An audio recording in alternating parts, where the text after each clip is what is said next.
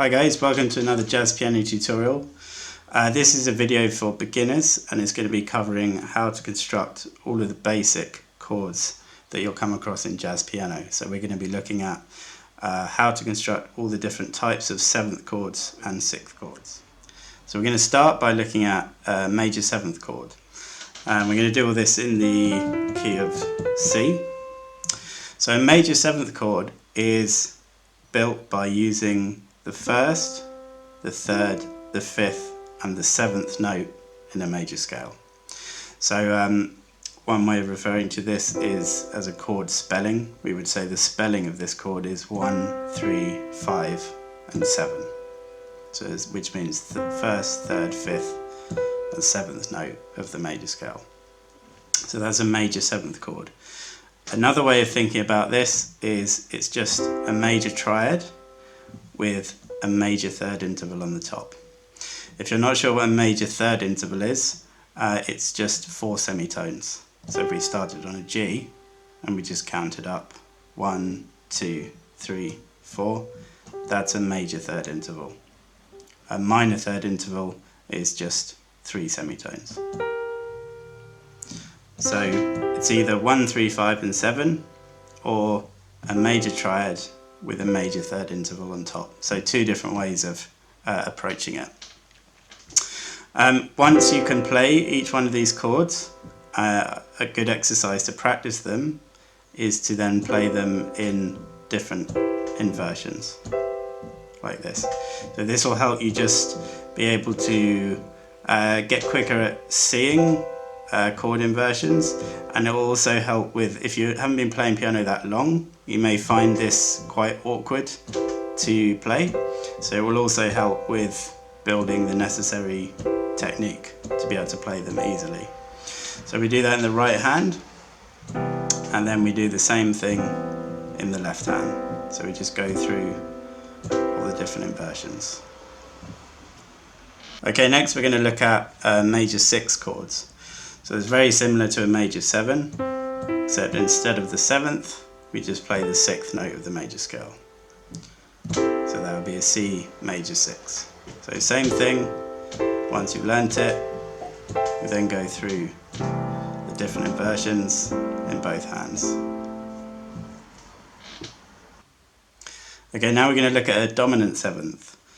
So a dominant 7th is again only one note different from a major 7. Instead of the natural 7th, we have a flattened 7th. So the spelling of this, 1, 3, 5, flat 7. And you can also think of this as a major triad with a minor 3rd interval on the top. Okay, and next is minor 7. So minor 7 is just one note different from a dominant 7th. So instead of the natural major 3rd, we have a minor 3rd. So the spelling of this, 1, flat 3, 5, flat 7. We can also think of it as a minor triad with a minor 3rd interval on the top. So 1, flat 3, 5, flat 7. And as usual, once you can play that, we then just practice it in the different inversions, and again with the left hand as well. Okay, the next type of chord is the minor 7 flat 5. This is also known as a half diminished chord, but it's probably easier initially to think of them as minor 7 flat 5 just because it's a more kind of accurate description of what's actually going on, and it's exactly as it sounds. So we take a minor 7 and we just flatten the 5th, and that gives us a C minor 7 flat 5. So the spelling of this, 1, flat 3, flat 5, flat 7. So I mentioned that was also known as a half diminished chord. So next we're going to look at a fully diminished 7th chord. So we made one alteration from the half diminished, which is that the flat 7 becomes a double flat 7.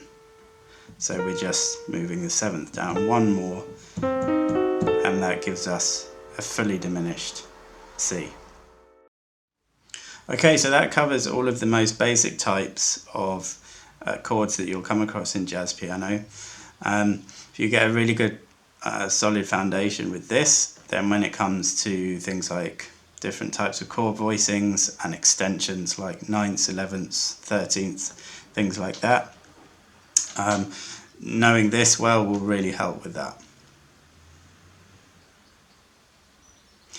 Also make sure that you practice this in other keys. So I'd recommend just maybe pick one key a day and work out all of these different types of chords in that key. It's also a good chance to practice learning your different major scales as well, because learning the actual major scale will help you with the chord spellings, because the chord spellings are not going to make much sense if you don't know the scale. So there we go. I hope that was helpful, and hope you enjoyed practicing that. Thanks very much for watching.